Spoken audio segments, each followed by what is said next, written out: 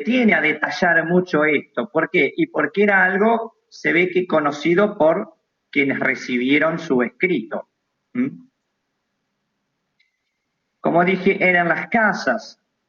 Hechos 27 habla del primer día de la semana, como una reunión nocturna. Pero también se habla de celebraciones en otros días, digamos, no en otros días, sino de un modo más cotidiano, cada día.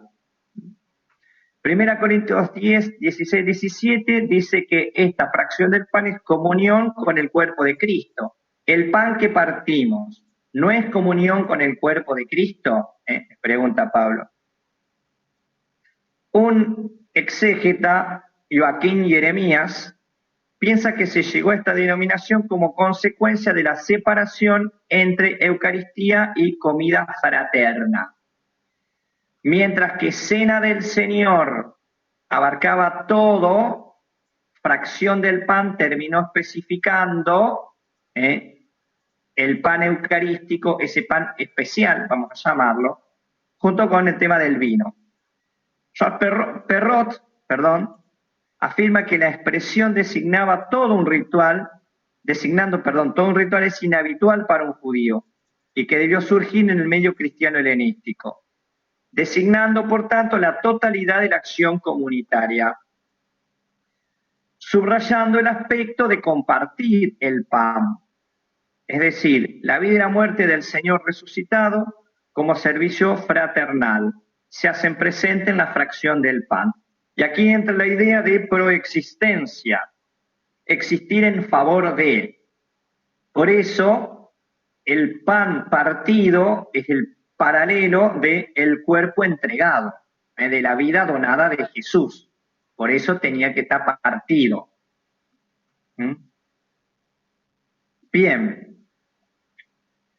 Vamos a ver un poquito los elementos. Pan y vino, nada más. El pan. El pan es un elemento, ¿vieron cuando estuvimos hablando de comer y beber juntos? El pan es un elemento esencial y síntesis de los dones de Dios y además pertenece a la vida corriente. Reúne a hombres y familias y es instrumento de comunión. Es expresión de hospitalidad, era un deber sagrado para el israelita compartir el pan con el viajero. Darlo en limosna es signo de caridad. También Tobías, por ejemplo, habla de comer el pan de la amargura, o en otras expresiones, el pan de las lágrimas. Es un don de Dios y su abundancia manifiesta la bendición divina. La escasez de pan simboliza la maldición. El hombre tiene que pedir el pan y esperarlo con confianza, nuestra petición del Padre Nuestro. Pero también es un don escatológico y prefiguración del banquete mesiánico. Va tomando un lugar destacado en el culto ya entre los judíos. Dios nunca come el pan, pero es símbolo de la comunión con Él. Por eso eran uno de los tantos tipos de ofrendas que podían hacer los judíos. El pan sin levadura es un símbolo natural e histórico salvífico de Israel, pero también de renovación y pureza. El pan es símbolo de la palabra de Dios que se identifica con la sabiduría, tanto en el Antiguo Testamento y los Proverbios como en Mateo 4:4 y sobre todo en el inicio del discurso del pan de vida. La Iglesia latina usó pan fermentado hasta el siglo IX. A veces pan ácimo o a veces pan fermentado. No hubo mucho problema con qué tipo de pan usar. Pero por una asociación al sentido de pureza, en la Edad Media se va dando preferencia al pan ácimo, además de que sería el que Jesús usó en la última cena. Entonces, el primer testigo del uso del panacimo es en el año 856, Rábano Mauro. Esta práctica generó conflicto con los griegos que todavía siguen usando pan fermentado. Gregorio VII permitió ambos usos. Y lo mismo que Anselmo dice que los dos son lícitos, pero prefiere el uso occidental. Por lo tanto, en caso de que no hubiera, estoy en una isla y quiero celebrar la misa y no me van a juntar ningún barco y quiero celebrar la misa, podría llegar a usar pan común, pero de trigo, no puedo usar de otra cosa. El vino, qué rico, es símbolo del aspecto agradable, claro, porque nos tomamos un vino para festejar, el aspecto agradable de la existencia, de la amistad, del amor, de la alegría humana, de la alegría terrena también y hasta del gozo escatológico. Está creado para alegrar a los hombres y sugiere la gratuidad más allá del mero existir. En los tiempos de Jesús no era una comida de todos los días, solamente para las grandes fiestas, Pascua, Pentecostés, los tabernáculos y para las bodas, por ejemplo.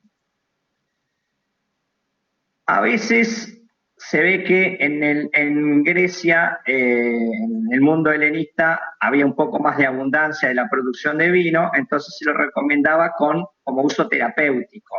San Pablo le dice, para tu mal de estómago, toma una copa de vino todos los días a su discípulo. Jesús tomaba vino, por eso lo llamaban que era un borracho. Se advierte sobre los peligros del exceso, por supuesto. Se usa en el culto. En Levítico 10:9 habla de una abstención religiosa que afecta en algunos momentos a los sacerdotes, a los israelitas en el desierto y a los nazireos, como Sansón. Cuando alguien estaba como consagrado a Dios, no tomaba vino ni ningún otro licor. El vino es memoria del sacrificio del Señor, claro, porque es muy fácil asociar, ambos son líquidos y ambos son rojos.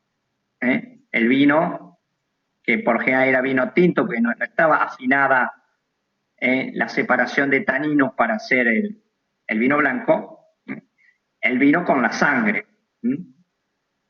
Los medios gnósticos lo sustituían por agua para la celebración eucarística. Hubo una secta que se llamaba de los acuarianos. Y en el ambiente de las controversias cristológicas se lo mezcla con agua para simbolizar las dos naturalezas de Cristo. Ustedes verán que cuando el sacerdote prepara el cáliz, agarra el cáliz, pone vino y pone un poquito de agua también. Eso tiene dos sentidos. Por un lado, era uso común ponerle agua porque los vinos eran muy fuertes antes. En las fermentaciones naturales hacen que los vinos sean muy pesados, muy fuertes. Pero este otro sentido, por eso el sacerdote dice acá en voz baja o en secreto, dice, el agua unida al vino sea signo de nuestra participación en la vida divina de quien ha querido compartir nuestra condición humana. Pueden ver en el misal como oración secreta. Bien, hasta ahí lo que nosotros podemos decir sobre pan y vino.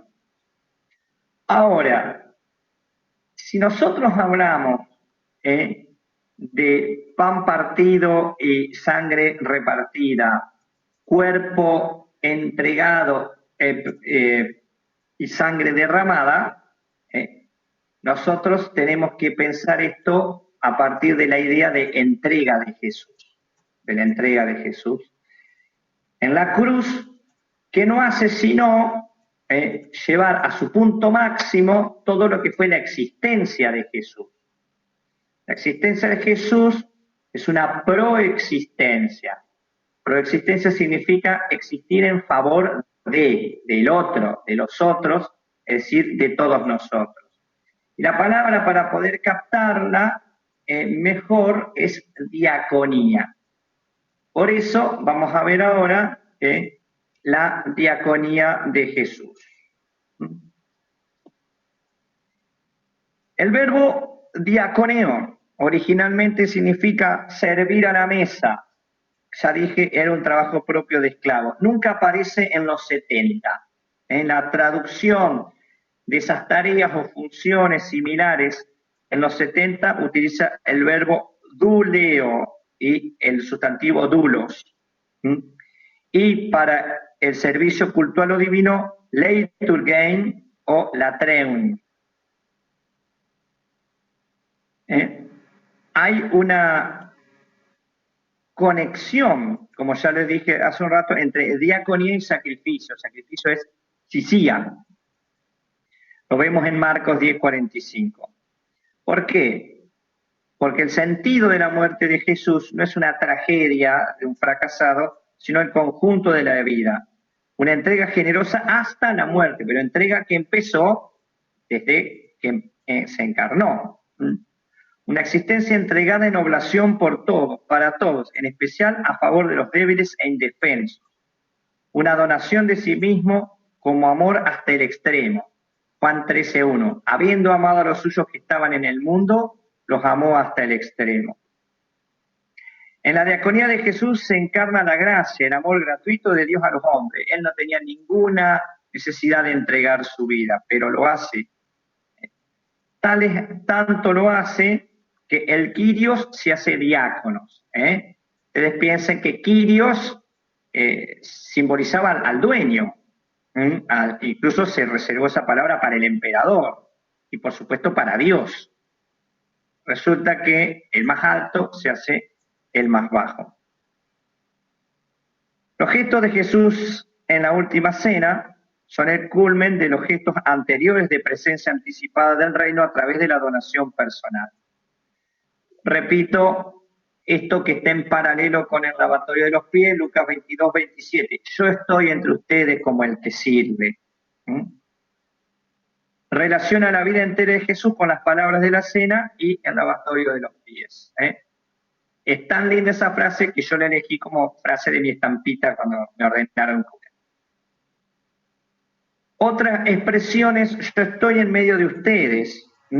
Hay que entenderlo en griego como un verbo inacabado, como un presente, una especie de presente que no termina, presente continuo. Yo estuve y sigo viniendo o vengo estando.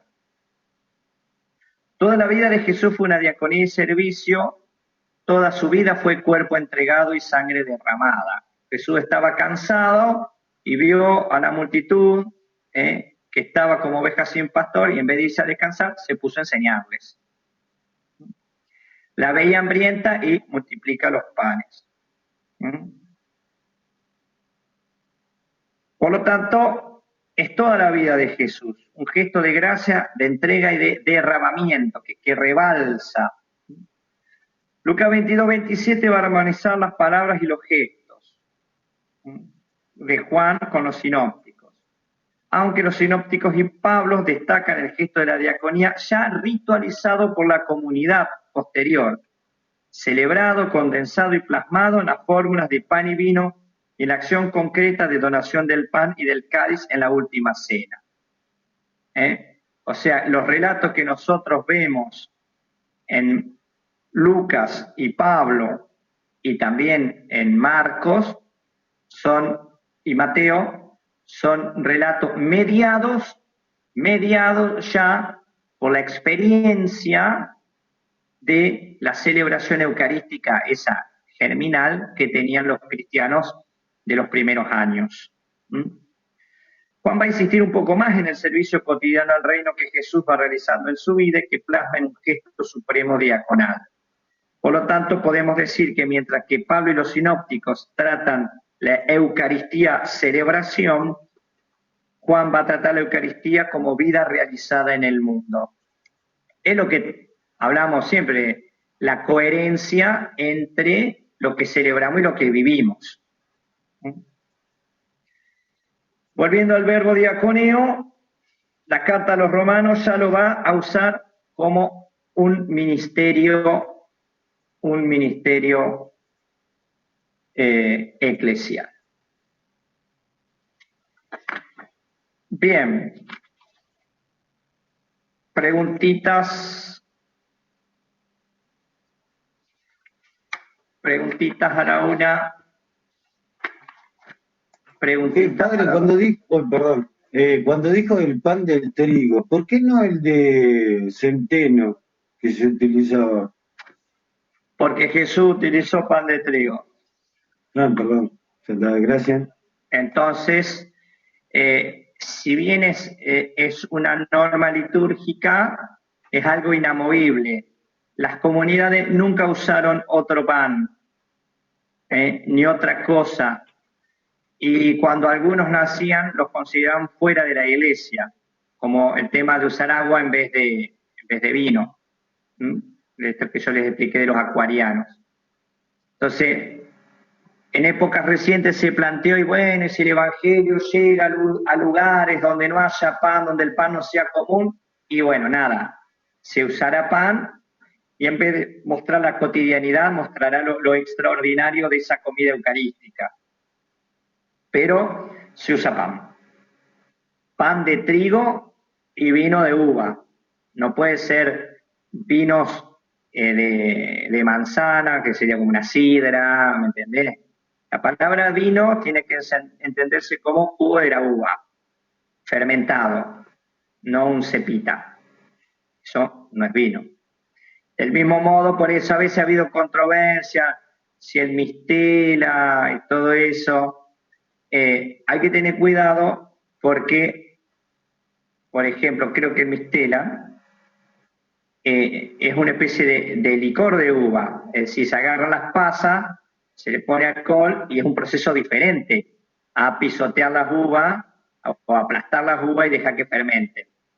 ¿Se entiende? El vino es la uva machacadas y fermentadas naturalmente, aunque hoy se acepta que tenga algún acelerante en el proceso, algún pequeño conservante, pero tiene que ser principalmente vino. Por lo tanto, para la misa, lo mejor es comprar vino Don Bosco, que dice apto para la Santa Misa, o si no, irte al supermercado y comprar un buen Luigi Bosca, que es muy seguro que son buenos vinos. A ver, yo a veces he estado viajando en vacaciones, he ido a lugares que, por ejemplo, no son católicos, o no tengo una iglesia cerca, entonces voy al llevo hostias, total no ocupan espacio, y voy al súper y me compro una botellita chiquita de vino común. Trato de que no sea el más barato porque andás a ver cómo lo hicieron, pero un vino, un vino 3/4 bueno, o 3/8, pero bueno, es seguro que es vino, no hay que hacer mucho rollo. Sin embargo, por una costumbre que ni siquiera está mandada, en las parroquias se prefiere un vino que diga apto para la Santa Misa. Pero es indiferente. Es más, a mí el vino de misa no me gusta para nada, porque es dulzón, y a mí el vino me gusta más de tipo seco o sin tanta dulzura de los tintos. Pero bueno, es así. Bien. ¿Alguna otra pregunta, criaturitas mías? No. No. Bien. Vamos a seguir con el programa.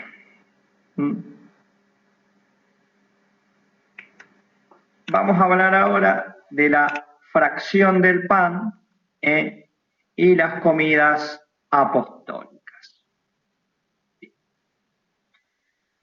¿Quieren que hagamos un pequeño recreo? ¿Sí? ¿Sí o no? No. 5 minutos para el mate. A ver. Un 5. Un 5. si después no me respetan. Bueno, acá yo tengo las 19:27. Hasta las 19:37 están libres. 10 minutos. Miren qué bondad la mía. Como le estoy dando medio acelerado, le doy 10. Pero después vuelvan todos. A las 19:37, según